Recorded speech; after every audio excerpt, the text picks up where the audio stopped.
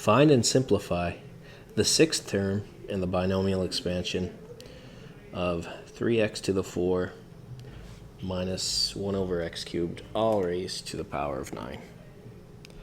So this is a pretty straightforward question because we have a formula for this. Our formula on our formula sheet says term, oops, sorry about that. It says term k plus 1 can be found by going n choose k, a to the power of n minus k, b to the power of k. So we just got to figure out what's what in this expression. The first thing that we'll see is the sixth term. So in other words, we want to find T6. So what would k have to be? Some number plus 1 gives us 6. So k we know to be 5. Just a little adjustment. The second thing we can get out of this right here is the value of n. The value of n is the exponent on your binomial, so it's 9. And of course we know the inside. First term is a, and then the second term is your b. So we will proceed and go 9, choose 5. And then our value of a, I always use brackets, 3x to the 4.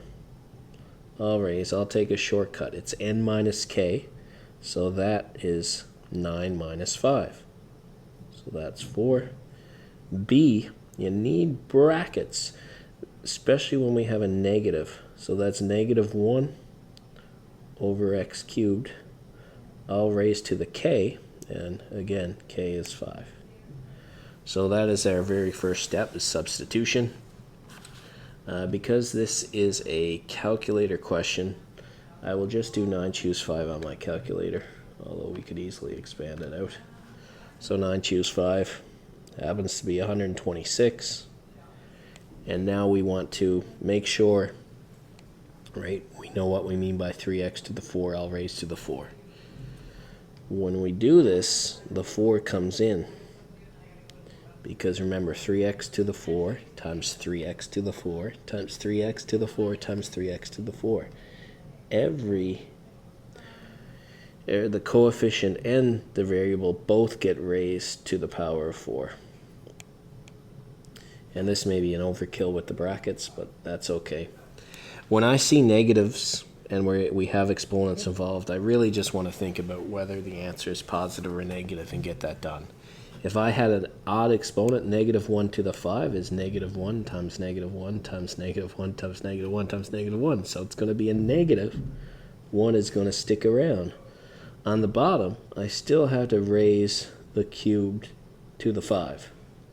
And you know, that may be a step you just want to do in your head. So 126, 3 to the 4 is 81. 3 times 3 times 3 times 3. And power of a power, you multiply your exponents, that's x to the 16. And over here, it's negative 1x to the 15. Right? We're multiplying exponents on the bottom. So when you're grouping all of this stuff together, all you can do is put your numbers together. So don't leave it as it is. Put all your numbers together. Negative 1, I like putting the negatives in front. 126 and 81, they're all in the numerator. And then our variable part, if we want to look at that separately, is x to the 16 over x to the 15. So when we do that, we'll do the numbers first. So 126 times 81 gives us a negative 10,206. And then we subtract our exponents. So x to the 16 divided by x to the 15 is x to the power of 1. And I won't bother to write the 1 as the exponent. So that's it. Okay, just remember to use the formula. If we're looking for term 6, k is 5. Remember, your exponent gets applied to your coefficient, your variable, in your monomial expression.